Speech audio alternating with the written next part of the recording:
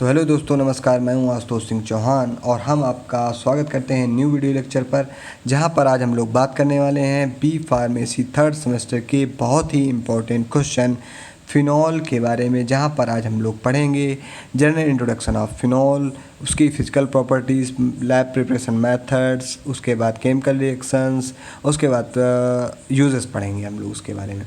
तो ये 10 number question semester exam में आपके आता है। तो आई होप आपको ये वीडियो पूरा देखना चाहिए। हो सकता है ये वीडियो लेंदी बने, तो कोई दिक्कत नहीं है। तो बिना देरी के हुए स्टार्ट करते हैं। तो देखिए फिनॉल क्या है। तो फिनॉल का अगर हम लोग केमिकल फार्मूले की बात करें तो फिनॉल एक केमिकल फार्मूला है C6H5OH, जिसको अगर हम लोग दूसरे नाम से बात करें तो उसको हम लोग हाइड्रोक्सी बेंजीन कहते हैं।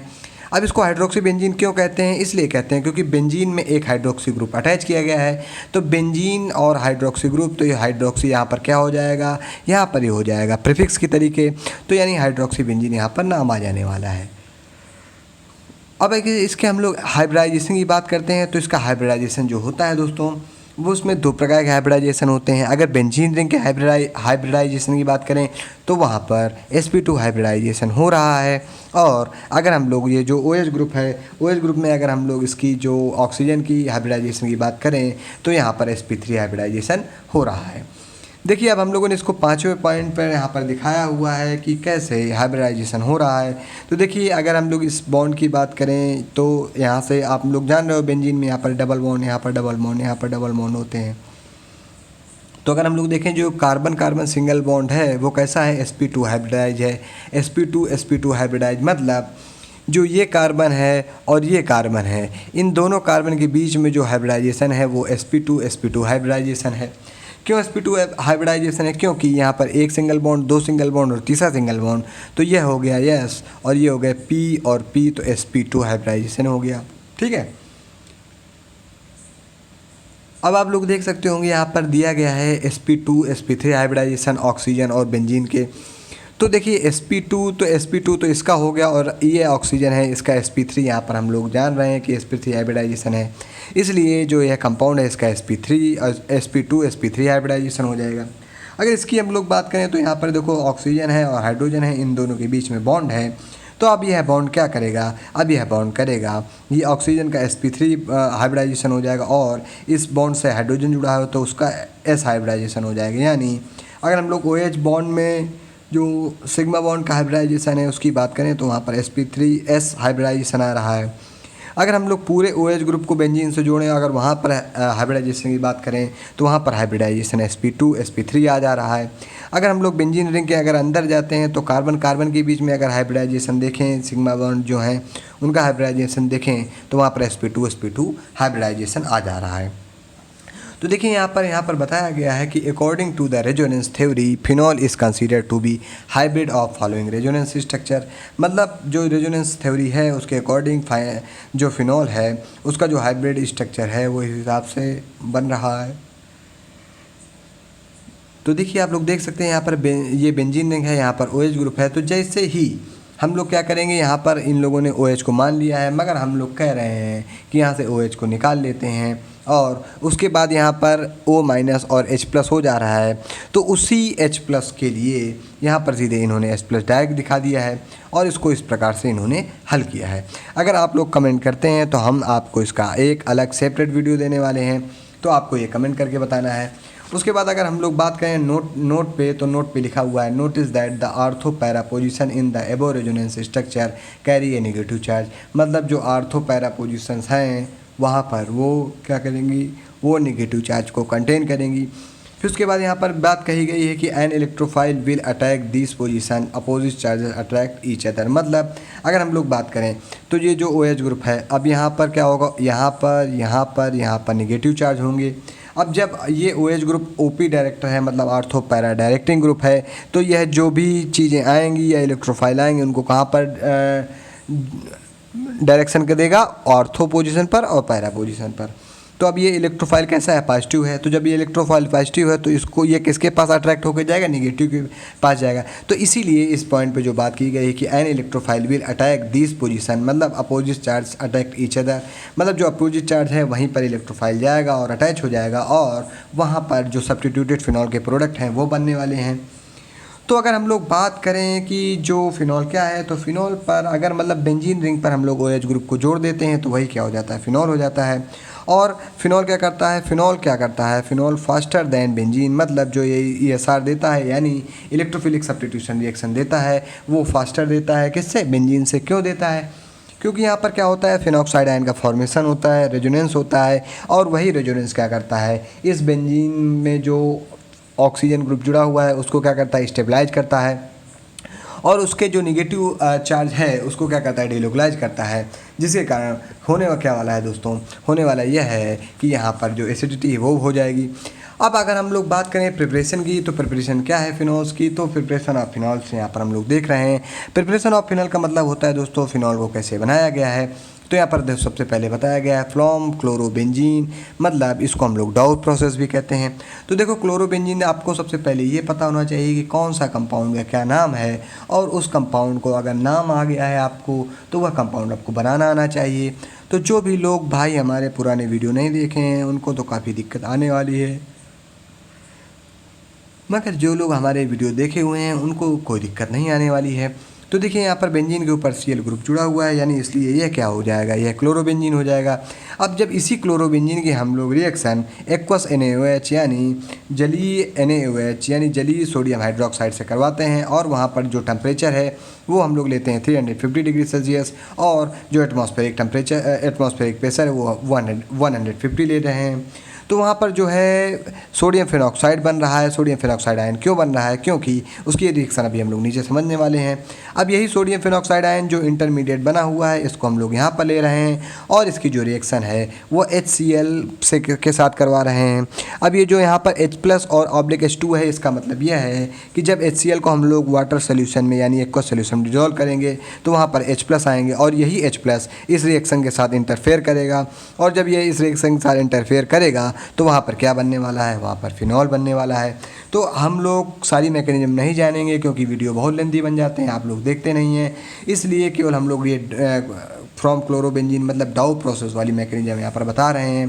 तो देखिए हम लोगों ने सबसे पहले लिए क्या लिया है, क्लोरोबेंजीन लिया है, और क्लोरोबेंजीन की जैसे ही हम लोग NaOH के साथ यानी एक्वस NaOH, जहाँ पर क्या है NaOH के साथ हल्का सा वाटर का कंटेंट ऐड है, और टेम्परेचर 350 डिग्री सेल्सियस ले रहे हैं। कुछ जो एटमॉस्फेरिक प्रेशर है यानी 150 एटमॉस्फेरिक प्रेशर ले रहे हैं। तो ये जो बॉन्ड टूटना था NaOH करके, Na+ और OH- करके, अब वो बॉन्ड नहीं टूटेगा। अब वो है क्योंकि अब यहाँ पर कंडीशन अलग हो रही है, टीचर दूसरा आ गया है। जब टीचर दूसरा आएगा और वो अगर स्ट्रिक्ट है तो वो जैसे चाहेगा वैसे आपसे काम कराएगा। तो अब क्या करेगा, ये NaO और H अलग कर देगा, तो H+ हो जाएगा और NaO- हो जाएगा। अब यहाँ से अगर हम लोग बॉन्ड तोड़ें तो यहाँ से बॉन्ड में Cl कैसा है, इलेक्ट्रोनेगेटिव है, इसलिए क्या करेगा, इलेक्ट्रोनेगेटिव होने के कारण यह नेगेटिव चार्ज अपने ऊपर रखेगा, तो बेंजीन रिंग कैसी हो जाएगी, पॉजिटिव हो जाएगी। जब बेंजीन रिंग पॉजिटिव हो जाएगी तो ये जो NaO है वो कहाँ पर आ जाएगा, बेंजीन के ऊपर अटैक कर देगा, तो ये सबस्ट्रेट बेंजीन पर क्या हो जाएगा, अटैच हो जाएगा। और यहाँ पर बेंजीन के साथ NaO जब अटैच हो जाएगा तो इसको हम लोग कह सकते हैं सोडियम फिनॉक्साइड आयन। तो जब सोडियम फिनॉक्साइड आयन बन गया है यानी सोडियम फिनॉक्साइड बन चुका है, तो उसके बाद जो ये H है और ये Cl है वो HCl बाहर निकल जाएगा। अब इसी सोडियम फिनॉक्साइड को हम लोग ले रहे हैं, तो ये आप लोग देख सकते हैं, ये बेंजीन है, ये O है, ये Na है, इसको हम लोगों ने लिया है। और जैसे ही हम लोग इसकी HCl के प्रेजेंस में रिएक्शन करा रहे हैं, हम लोगों ने यहाँ पर कई सारी बुकों में HOH को तोड़ा गया है और कई सारी बुकों में HCl को तोड़ा गया है, तो Cl- हो जाएगा और H कैसा हो जाएगा, प्लस हो जाएगा। तो प्लस वाला कहाँ जाएगा, प्लस वाला हमेशा जाता है माइनस के पास, और माइनस वाला प्लस वाला किसके पास आएगा, माइनस के पास। तो ये O- और H+ मिला करके यहाँ पर देखो हम लोगों ने बॉन्ड का फॉर्मेशन किया है। तो अब ये बॉन्ड का फॉर्मेशन होकर माइनस+ मिलकर एक बॉन्ड बनेगा और यह फिनॉल बन जाएगा कुछ इस प्रकार से। तो गाइस आप लोग देख रहे होंगे प्रिपरेशन ऑफ फिनॉल्स में जो पहली रिएक्शन थी वो हम लोग कंप्लीट कर चुके हैं। अब जो दूसरी रिएक्शन है वो बहुत ही इंपॉर्टेंट रिएक्शन है, फ्रॉम बेंजीन डाइएजोनियम क्लोराइड, क्योंकि यह रिएक्शन आपको कम से कम 5 बार देखने को मिलने वाली है। तो देखिए यहाँ पर हम लोगों ने बात की है फ्रॉम बेंजीन डाइएजोनियम क्लोराइड, मतलब बेंजीन डाइएजोनियम क्लोराइड का क्या मतलब होता है, एक बेंजीन लेना है यानी बेंजीन हो गई, ये बेंजीन बना दिया, ठीक है। डाई मतलब 2 हो गया, एजो मतलब नाइट्रोजन होता है, और क्लोराइड मतलब Cl हो गया। तो जब हम बेंजीन डाइज़ोनियम क्लोराइड की रिएक्शन करवा रहे हैं किससे, NaNO2 से यानी नाइट्रस ऑक्साइड से, तो वहाँ पर हम लोग पा रहे हैं, सॉरी गाइस एक गलती हो गई है। तो देखिए अब हम लोग यहाँ पर क्या कर रहे हैं, हम लोगों को क्या कराना है, फ्रॉम बेंजीन डाइज़ोनियम क्लोराइड। अब हम लोगों को क्या करना है, बेंजीन डाइज़ोनियम क्लोराइड से फिनॉल को बनाना है। तो बेंजीन डाइज़ोनियम क्लोराइड क्या है, यहाँ पर है, ठीक। क्योंकि ये रिएक्शन बहुत लेंदी हो जा रही है तो आपको समझने में थोड़ी सी दिक्कत आएगी, हालांकि मैं अभी आपको समझाने वाला हूँ वो रिएक्शन भी। तो देखिए ये बेंजीन डाइज़ोनियम क्लोराइड है, जब इसकी रिएक्शन हम लोग वाटर के साथ करवाते हैं और वहाँ पर थोड़ी हीट ले लेते हैं तो ये N2 गैस निकल जाएगी और ये H2O टूटेगा किसमें, H+ और OH- में। तो H+ के साथ चला जाएगा Cl, तो यानी यहाँ से HCl निकल जाएगा और इस रिंग पे कैसा चार्ज आ जाएगा, इस रिंग पर चार्ज आ जाएगा पॉजिटिव का और यहाँ पर OH अटैच हो जाएगा। तो इस प्रकार से फिनॉल बन रहा है। तो अगर हम लोग इसकी पूरी रिएक्शन के मैकेनिज्म समझें तो हम लोग समझ पा रहे हैं कि जब हम लोगों ने लिया है बेंजीन और बेंजीन में हम लोगों ने HNO3 की रिएक्शन करवाई है, तो HNO3 की रिएक्शन H2SO4 की प्रेजेंस में हुई है, तो HNO3 जो है वो OH और NO2 में टूटेगा, तो NO2 यहाँ पर अटैच हो जाएगा। तो देखो यहाँ पर NO2 अटैच हो गया है। अब इसी ये जो नाइट्रोबेंजीन हम लोगों ने लिया है इसका हम लोग कराएंगे रिडक्शन। तो रिडक्शन होगा किसकी प्रेजेंस में, SN/HCl की प्रेजेंस में। तो गाइस जैसे कि आप लोगों को SN/HCl कहीं पर भी मिले तो आपको खुद से मान लेना है कि वहाँ पर रिडक्शन हो रहा है। तो देखो अब यहाँ पर बेंजीन पर ऊपर यहाँ पर NO2 ग्रुप था, तो अब यहाँ पर रिडक्शन का मतलब क्या होता है, मतलब हाइड्रोजन को जोड़ना और ऑक्सीजन को हटाना। तो यहाँ पर दोनों चीज़ें हो रही हैं। तो यहाँ पर NO2 से NH2 बन गया है।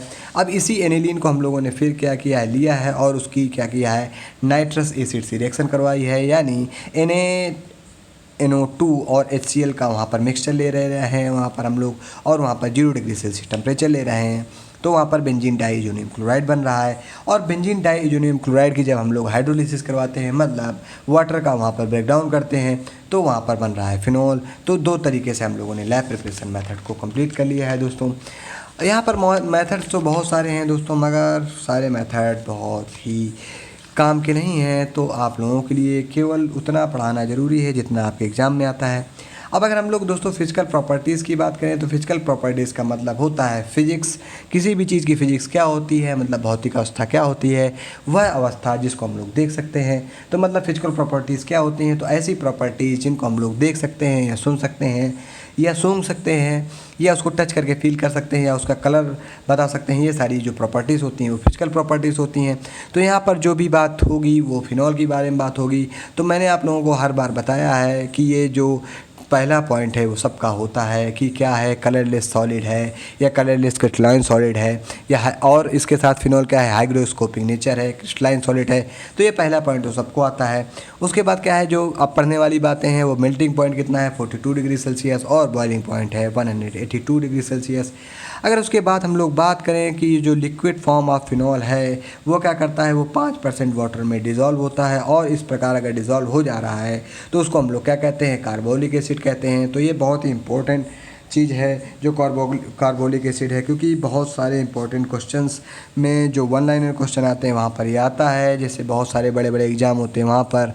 तो ये इंपॉर्टेंट चीज़ है। अगर हम लोग ये जो फिनॉल और वाटर को मिलाएंगे जब वह टेम्परेचर 65.8 डिग्री सेल्सियस से कम होगा तो वहाँ पर क्या होगा, वहाँ पर ये होगा कि जो फिनॉल है वो सारे टेम्परेचर पर मिसिबल नहीं है। कहाँ पर केवल मिसिबल है, अगर हम लोग 65.8 डिग्री सेल्सियस के टेम्परेचर नीचे ले रहे हैं तो वहाँ पर पार्सली मिसिबल है वाटर के साथ फिनॉल, और अगर इससे ऊपर हम लोग टेम्परेचर ले रहे हैं तो वहाँ पर जो मिसिबिलिटी है वो बढ़ जा रही है, मतलब सारे प्रोपोर्शंस में फिनॉल क्या कर रहा है, मिसिबल हो जाएगा।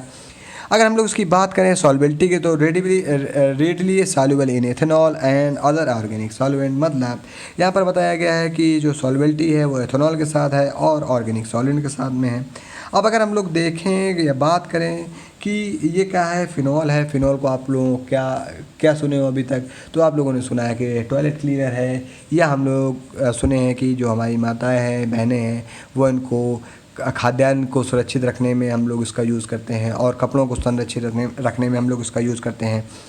तो यह क्या है, यह पॉइजन है, और अगर हम लोग इसको ओरली लेते हैं तो हो सकता है आदमी की मौत भी हो सकती है, या अगर आप लोग पॉइजन के डायरेक्ट कांटेक्ट में आ जाएंगे तो आपकी स्किन में हल्के से ब्लिस्टर टाइप में पड़ जाएंगे, हल्के से छाले पड़ जाएंगे, जो कि क्या कर सकते हैं, दर्द भरे हो सकते हैं और वह आपकी स्किन को बर्बाद कर सकते हैं।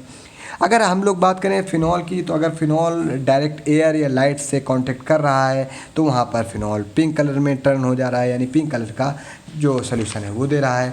अगर हम लोग अब उसकी बात करें जो केमिकल रिएक्शंस हैं, तो केमिकल रिएक्शन क्या क्या हैं उनके बारे में अब हम लोग बात करने वाले हैं दोस्तों।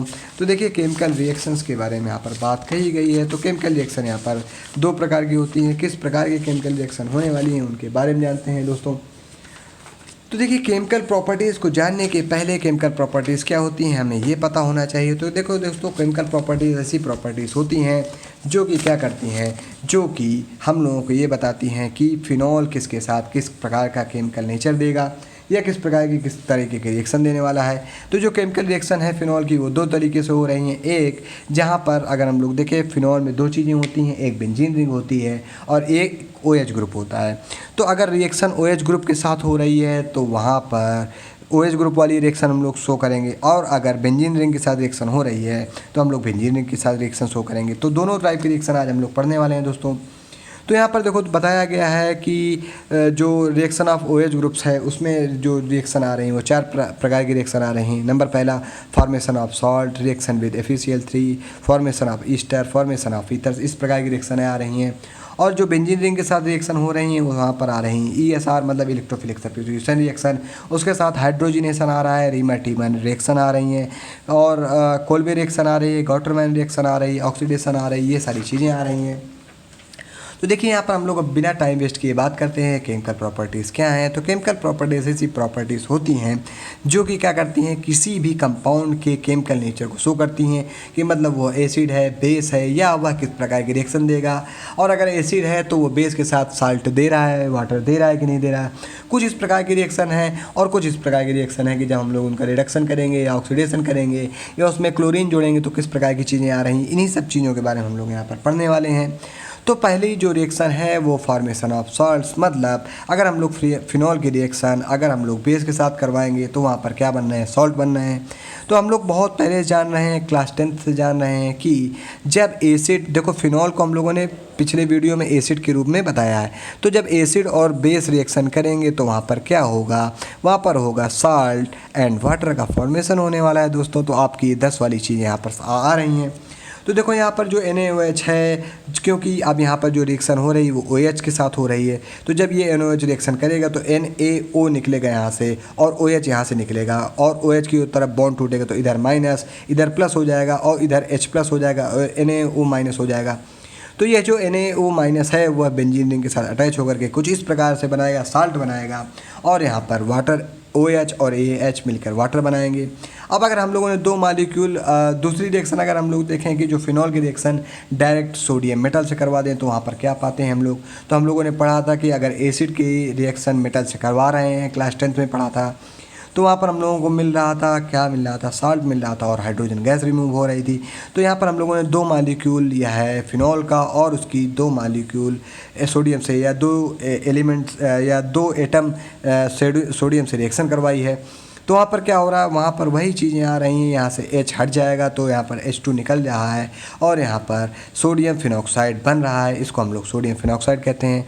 तो सोडियम फिनॉक्साइड इसको कहते हैं, इसको नाम आपको याद रख लेना है, सोडियम फिनॉक्साइड कहते हैं इसको। फिर इसके बाद रिएक्शन विद बेस, यहाँ पर जो पहली रिएक्शन है वो भी हम लोग देख चुके हैं, रिएक्शन विद सोडियम मेटल वो भी रिएक्शन देख चुके हैं। तो पहली रिएक्शन में ही 2 रिएक्शन थी।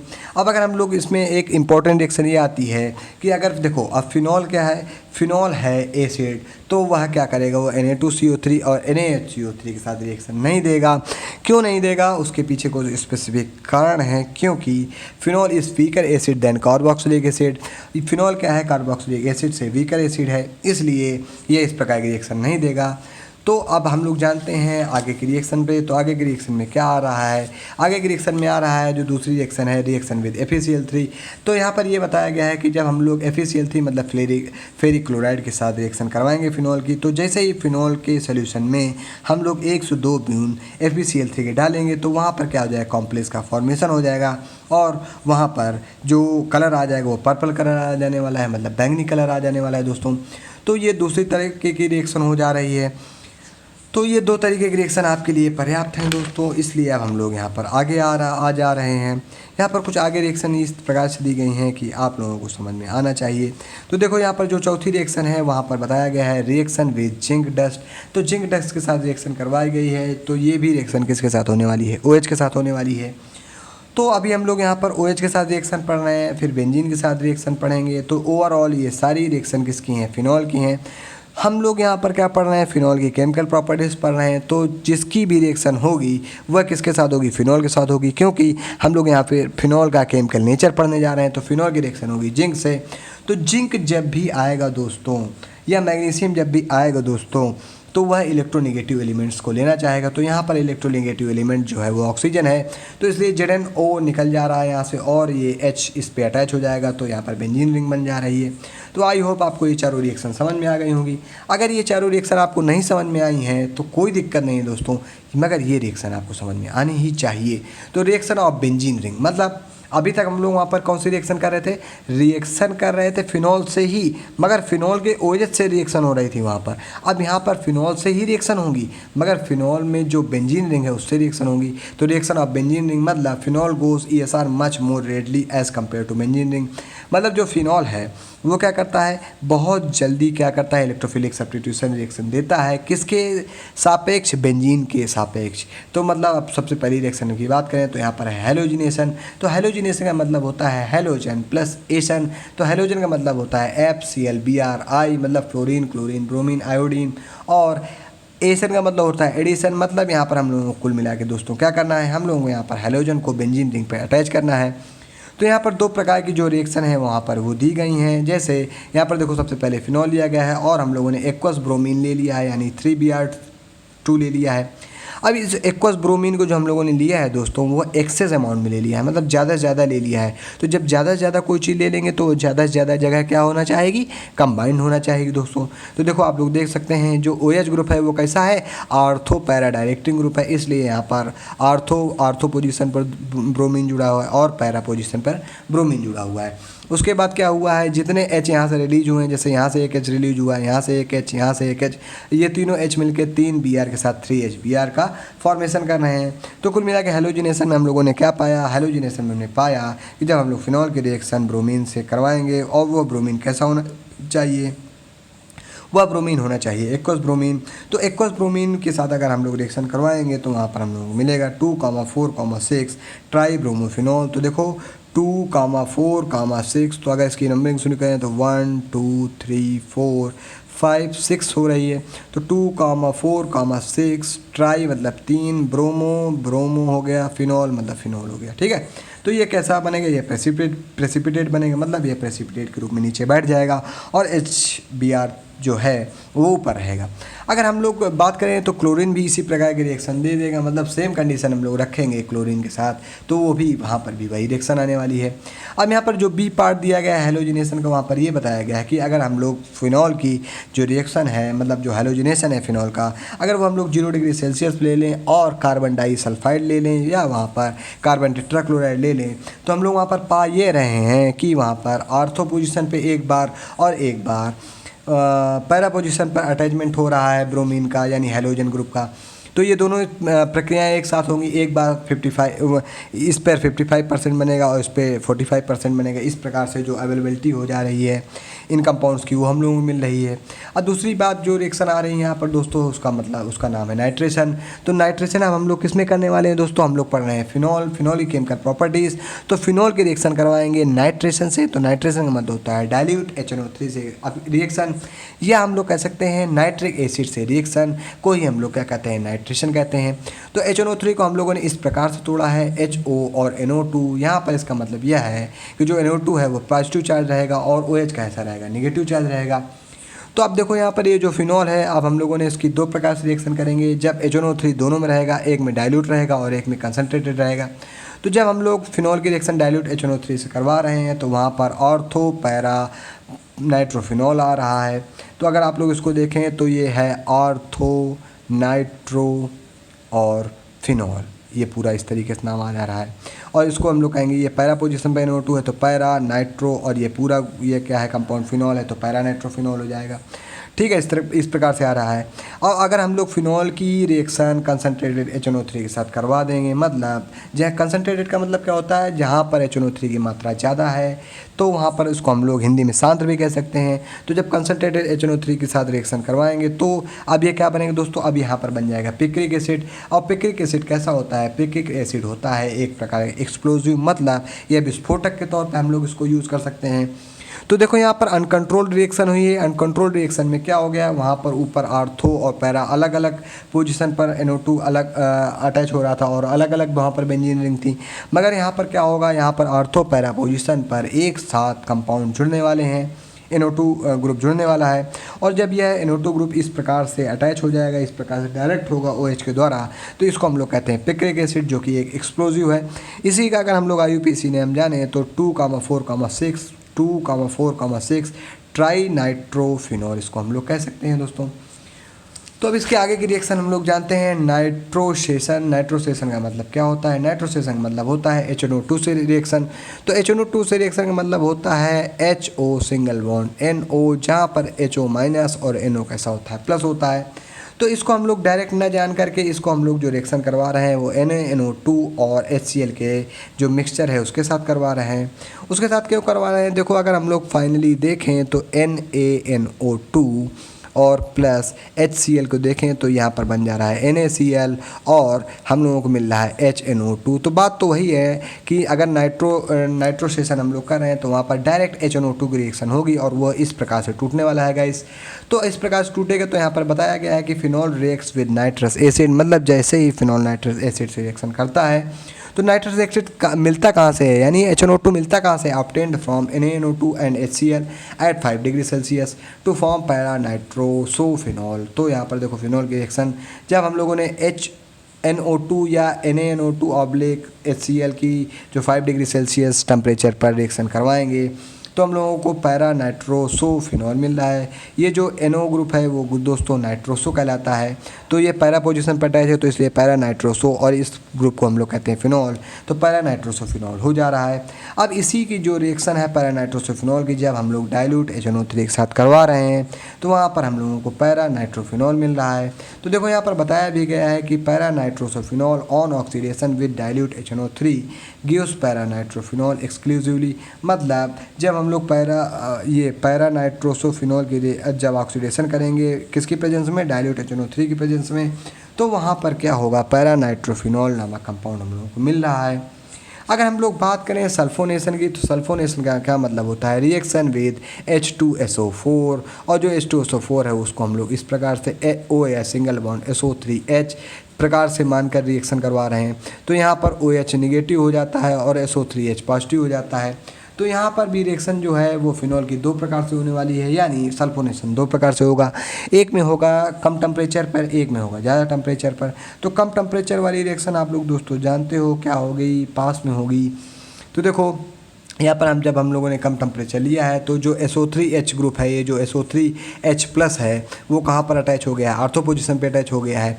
और जैसे ही हम लोगों ने यहाँ पर 100 डिग्री सेल्सियस टेम्परेचर लिया हुआ है तो यह जो H2SO4 से ये SO3H निकला था वह पैरा पोजीशन पर बाउंड हो जा रहा है। अच्छा, आप लोगों को एक चीज़ ये समझ में नहीं आ रही होगी कि यह इस प्रकार से कुछ बेंजीन लिया गया है और इस बेंजीन पर जब यहाँ पर OH ग्रुप है और यहाँ पर ये H है मान लीजिए, और जब इसकी रिएक्शन SO3H, मतलब SO3H इसका मतलब क्या है, H2SO4, तो जब इधर बॉन्ड टूटा है तो इधर माइनस इधर प्लस आ जाएगा। तो उसी प्रकार अगर हम लोग बॉन्ड तोड़ें तो इधर की ओर माइनस इधर की ओर प्लस आ जाएगा। तो ये प्लस और माइनस मिलके क्या बनाएंगे दोस्तों, वाटर बनाएंगे।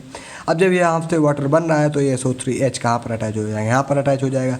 तो इस प्रकार से कुछ ये कंपाउंड दोस्तों बन रहे हैं। तो आई होप आपको ये मैकेनिज्म भी यहाँ पर समझ में आ गई होगी। अब अगर हम लोग बात करें दोस्तों तो एक जो पांचवी रिएक्शन है वो याद करने वाली है दोस्तों, आपको याद करना है, बहुत इंपॉर्टेंट रिएक्शन है दोस्तों। यहाँ पर इसको कहते हैं रीमर-टीमैन रिएक्शन। तो रीमर-टीमैन रिएक्शन में क्या होने वाला है दोस्तों, रीमर-टीमैन रिएक्शन में होने वाला है कि जैसे ही हम लोग यहाँ पर फिनॉल की रिएक्शन ले रहे हैं और वहाँ पर फिनॉल की जो रिएक्शन है वो डायरेक्ट क्लोरोफॉर्म से करा रहे हैं। और वो क्लोरोफॉर्म कैसा है, वो एक्वस NaOH सोल्यूशन में क्लोरोफॉर्म को रखा गया है या उसकी प्रेजेंस ली गई है। तो जब ये CHCl3 है वो CHCl3 क्या करेगा, यहाँ पर अटैच होगा और वो यहाँ पर अटैच होने के बाद कुछ सारे फिजियोलॉजिकल चेंज देंगे। तो देखो ये जो एक्वस NaOH है वो किसके साथ रिएक्शन करेगा, वो रिएक्शन करेगा OH के साथ, और ये जो CHCl3 है वो कहाँ पर रिएक्शन करेगा, वो इसके साथ रिएक्शन करेगा। तो अगर हम लोग देखें तो यहाँ पर ये कुछ इस प्रकार का ONA यानी OH की जगह ONA यहाँ पर आ जाएगा और यहाँ से OH निकलेगा और यहाँ से H, तो ये वाटर निकल जाएगा। और यहाँ पर क्या होगा, यहाँ पर क्या हो जाएगा, CHO का एडिशन हो जाएगा यहाँ पर। क्योंकि यहाँ पर क्या हो रहा है, ऑक्सीडेशन हो रहा है दोस्तों। अगर हम लोग उसकी और आगे बात करें, H+/H2 लिया है, मतलब यहाँ पर हम लोगों ने HCl को लिया है वाटर सोल्यूशन में। तो जब HCl को वाटर सोल्यूशन में लोगे तो वहाँ पर H+ ही हम लोगों को मिलेगा। तो अब ये H+ जो है, जो इसके साथ Cl- था वो Cl- Na+ के साथ निकल के NaCl अलग कर देगा और यहाँ पर H+ क्या हो जाएगा, अटैच हो जाएगा। तो ये OH हो जाएगा और ये CHO पहले से था। तो अगर हम लोग इसका नाम जाने तो दोस्तों इसका नाम है सैलिसिल एल्डिहाइड, इसका नाम है। अब ये जो सैलिसिल एल्डिहाइड है ये ज़्यादा काम की चीज़ नहीं है दोस्तों। अगर हम लोग इसी के रिएक्शन जो हम लोग करें कि जहाँ पर हम लोगों ने CHCl3 लिया था, अगर उसकी जगह हम लोग CCl4 ले लेंगे तो वहाँ पर जो हम लोगों को चीज़ें मिलने वाली हैं वो सैलिसिलिक एसिड मिलने वाली है। तो सैलिसिलिक एसिड आप लोग जानते हैं कि यह क्या है, एस्प्रिन है, या एस्टाइल सैलिसिलिक एसिड को हम लोग एस्प्रिन कहते हैं, या हम लोग ये जो सैलिसिलिक एसिड है इसको हम लोग कह सकते हैं कि यह एक बहुत ही इंपॉर्टेंट कंपोनेंट है दोस्तों मेडिसिनल प्रोडक्ट को बनाने के लिए। जो मेडिसिनल प्रोडक्ट है एस्प्रिन, उसके बनाने के लिए तो ये बहुत इंपॉर्टेंट प्रोडक्ट है। तो देखो दोस्तों अभी हम लोग आगे आ रहे हैं reaction with benzene diazonium chloride. तो बेंजीन डाइएजोनियम क्लोराइड की रिएक्शन करवानी है। तो बेंजीन डाइएजोनियम क्लोराइड क्या होता है, बेंजीन डाई मतलब दो, एजो मतलब नाइट्रोजन और क्लोराइड मतलब Cl। तो बेंजीन डाइएजोनियम क्लोराइड ये हो गया। और हम लोग किसकी केमिकल प्रॉपर्टीज़ पर हैं दोस्तों, फिनॉल की। तो फिनॉल की रिएक्शन इसके साथ करवाएंगे, इसीलिए यहाँ पर लिखा भी हुआ है reaction with benzene diazonium chloride, मतलब किसकी रिएक्शन, यहाँ पर हम लोग फिनॉल की रिएक्शन करवाएंगे बेंजीन डाइएजोनियम क्लोराइड के साथ में। तो जो प्रेजेंस होगी वो कैसी रहेगी, बेसिक रहेगी, NaOH वहाँ पर हम लोग ले लेंगे। तो यहाँ पर देखो आप लोग देख सकते हैं Cl- और H+ निकल जाएगा। तो इस प्रकार से यहाँ पर निकल जाएगा और ये जो बॉन्ड है ये इसके साथ अटैच हो जाएगा। तो ये देखो benzene N double bond N single bond. अब यहाँ पर ये जो बॉन्ड टूटा था ये प्लस है, इधर ये माइनस हो रहा है। तो ये प्लस माइनस मिलके दोनों क्या बनाएंगे, बॉन्ड बनाएंगे और इस प्रकार से यहाँ पर OH आ जा रहा है। अब अगर इसके नाम की बात करें तो दोस्तों तो देखो यहाँ पर पैरा पोजीशन पर OH जुड़ा है तो इसका नाम हो गया पैरा हाइड्रोक्सी। फिर एजो मतलब दो नाइट्रोजन हो गया तो एजो, या एक नाइट्रोजन हो गया तो एजो। यहाँ पर कुछ नाम की गड़बड़ी है, पूरा क्लैरिफिकेशन नाम का नहीं दिया गया है। तो जितना दिया गया है उतना हम आपको बता रहे हैं, क्योंकि आपकी बुक के ऊपर अगर बता दिया जाएगा तो भी दिक्कत है। तो पैरा हाइड्रोक्सी एजो बेंजीन इसको कहते हैं। यह एक प्रकार की डाई होती है, मतलब यहाँ पर कपलिंग रिएक्शन हो रही है। कपलिंग रिएक्शन का क्या मतलब होता है, दोनों कपल बन जा रहे हैं। मतलब जैसे आप लोग देखते होंगे कि कपल्स का मतलब आप लोग जानते हैं, तो वहाँ पर कपल रिएक्शन हो रही है। और वह कपल रिएक्शन कहाँ पर हो रही है, एल्कलाइन सोल्यूशन में हो रही है, वहाँ पर NaOH की प्रेजेंस ली गई है। अब दोस्तों जो हम लोग लास्ट रिएक्शन देखने वाले हैं वो कैटालिटिक हाइड्रोजनेशन है। तो कैटालिटिक हाइड्रोजनेशन का मतलब क्या होता है दोस्तों, कैटालिटिक हाइड्रोजनेशन का मतलब छोड़ दो, केवल आप लोग हाइड्रोजनेशन से मतलब रखो। तो हाइड्रोजनेशन का मतलब होता है हाइड्रोजन प्लस एशन, मतलब हाइड्रोजन का एडिशन करना। तो यहाँ पर हाइड्रोजन के एडिशन का मतलब क्या है कि हम लोग हाइड्रोजन जो एसिड एडिशन कर रहे हैं दोस्तों, वहाँ पर क्या होगा, ये तो हम लोग कह दें कि यहाँ पर निकिल, प्लेटिनम, पैलेडियम इस प्रकार के कुछ कंपाउंड आ जा रहे हैं और टेम्परेचर जो है वो 160 डिग्री सेल्सियस लिया जा रहा है। 3H2 हम लोग यहाँ पर ले रहे हैं। 3H2 यहाँ पर ले रहे हैं इसलिए क्योंकि बेंजीन रिंग पे कितने बॉन्ड होते हैं, 1 2 3। एक बॉन्ड को तोड़ने के लिए 2 हाइड्रोजन चाहिए, तो इसलिए हम लोग यहाँ पर 6 हाइड्रोजन ले रहे हैं, 3H2 करके ले रहे हैं।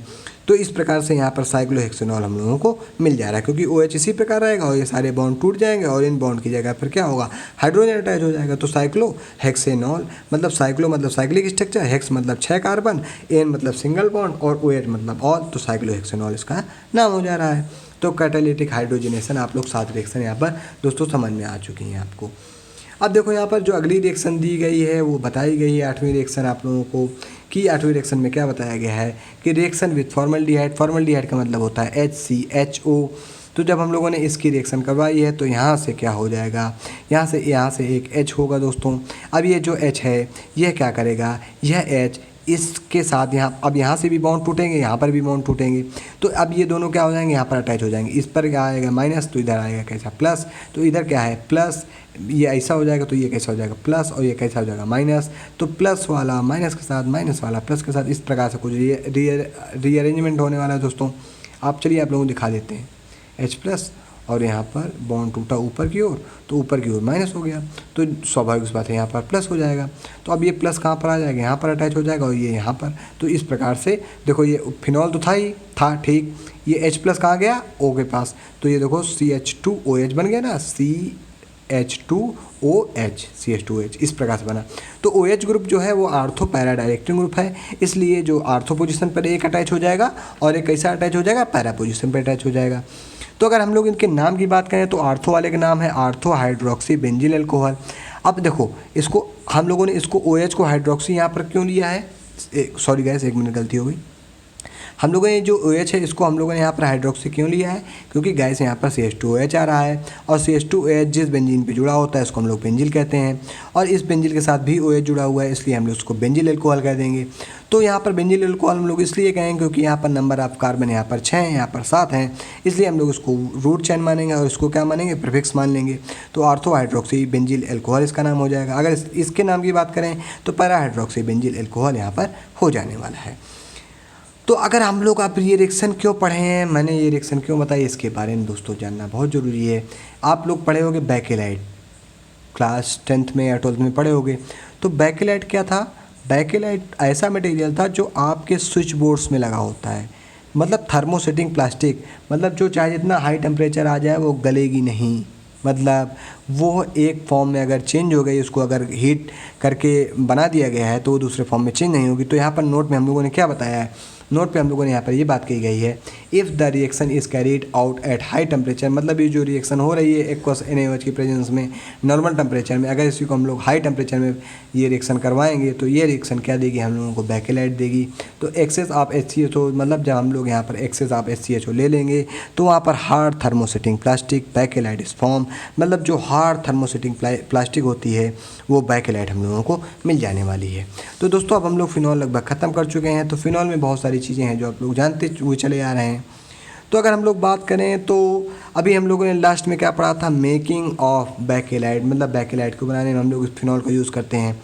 फिर making of phenol formaldehyde resin, तो पहली जो रिएक्शन पढ़ी थी इसी रिएक्शन पर कि फिनॉल और फॉर्मेल्डिहाइड को अगर हम लोग मिलाएंगे तो उनकी जो रिएक्शन होगी तो वहाँ पर क्या बनेंगे, इनके रेजिन्स बनेंगे। अब ये क्या करें, स्टार्टिंग मटेरियल आप स्टाइल सैलिसिलिक एसिड, मतलब एस्पिरिन का क्या है, यह है क्या है, स्टार्टिंग मटेरियल है। तो देखो स्टार्टिंग मटेरियल ये है सैलिसिलिक एसिड, और स्टाइल सैलिसिलिक एसिड क्या होता है, एस्पिरिन। तो यानी ये मेडिसिनल प्रोडक्ट का स्टार्टिंग मटेरियल है भाई मेरे, केमिकल रिएक्शन में हम लोग पढ़ चुके हैं। तो देखो यहाँ पर क्या बताया गया है, starting material for style salicylic acid, यानी एस्पिरिन का ये स्टार्टिंग मटेरियल है। फिर अगर इसकी बात करें तो यह क्या किया जाता है, मेडिसिनल प्रोडक्ट के तरीके यूज़ किया जा सकता है। मेकिंग वेरियस डाइस, मतलब बहुत सारी डाइस को बनाने में यूज़ किया जा सकता है। तो डाइस क्या होती हैं दोस्तों, डाइस ऐसी चीज़ें होती हैं जो क्या करती हैं, किसी भी कंपाउंड पे अगर हम लोग उनका उपयोग करते हैं तो वह उस कंपाउंड को डिस्टिंग्विश कर देती हैं या कैरेक्टरिस्टिक्स उसकी बता देती हैं कि क्या उसकी कैरेक्टरिस्टिक्स है, मतलब वह स्टिक है, बेसिक है, कैसा है। या बहुत सारी डाइज़ हैं गाइस, आप लोग 6th सेमेस्टर में पढ़ेंगे, जैसे प्रोटोनसिल डाई है, उनको हम लोग एंटीबैक्टीरियल के तौर पर भी यूज़ करते हैं, और उनका हम लोग बहुत सारी डाई का हम लोग यूज़ इंडिकेटर के तौर पे भी यूज़ करते हैं। तो देखो यहाँ पर बताया भी गया है, इंडिकेटर फिनोप्थलीन जो है उसको बनाने में हम लोग फिनॉल का यूज़ करते हैं। अब फिनॉल ये जो फिनॉल है वो प्रिकर्सर ऑफ पिक्रिक एसिड के तरीके भी यूज़ करता है। तो ये भी हम लोग केमिकल रिएक्शन में पढ़ चुके हैं कि जब हम लोग कंसनट्रेटेड HNO3 की जब एक्सेस में रिएक्शन करवाएंगे फिनॉल के साथ तो वहाँ पर पिक्रिक एसिड बन रहा है। तो पिक्रिक एसिड क्या है, एक्सप्लोजिव है, मतलब यहाँ पर ये विस्फोटक के तौर पर हम लोग इसका यूज़ कर रहे हैं। फिर जो फिनॉल है ये बहुत तरीके से यूज़ किया जा सकता है, मतलब जैसे लकड़ी को प्रिजर्वेशन करना है, यानी वुड प्रिजर्वेटिव के तौर पर। हर्बिसाइड्स होते हैं, मतलब जो हर्ब्स को खाने वाले जो कीड़े मकोड़े होते हैं उनको हटाने के लिए, जैसे आप लोग देखते होंगे आपकी माता जी जैसे गेहूं वगैरह होते हैं, चावल वगैरह होते हैं, वहाँ पर फिनॉल्स की गोलियाँ रखी जाती हैं, तो वही हर्बिसाइड्स हैं। मतलब वहाँ पर हर्ब्स में कोई जो बैक्टीरिया होते हैं वो नहीं आने पाते। नायलॉन के प्रिजर्वेशन में हम लोग इसका यूज़ करते हैं। जैसे एंटीसेप्टिक के तौर पर हम लोग यूज़ कर सकते हैं, मतलब फिनॉल का जो कंसंट्रेशन है उसको थोड़ा अगर हम लोग कम कर देंगे, यानी वहाँ पर एक्वस सॉल्यूशन की मात्रा ज़्यादा बढ़ा देंगे तो एंटीसेप्टिक के तरीके यूज़ करेगा। फिर उसके बाद ये इसको हम लोग क्लीनर के तौर पे भी यूज़ कर सकते हैं, जैसे टॉयलेट क्लीनर के तौर पे भी हम लोग इसको यूज़ कर सकते हैं। फिर इसका यूज़ हम लोग डिसइंफेक्टेंट के तरीके यूज़ कर सकते हैं। डिसइंफेक्टेंट के तरीके का क्या मतलब है दोस्तों, मतलब ये नॉन लिविंग सर्फेसेस पे जो भी लिविंग माइक्रो ऑर्गेनिज्म हैं उनका जो इरेडिकेशन करेंगे। फिर ये गैसोलीन एडिटिव के तरीके यहाँ पर वर्क करता है। तो बहुत बहुत धन्यवाद दोस्तों, नमस्कार, हार्दिक आभार।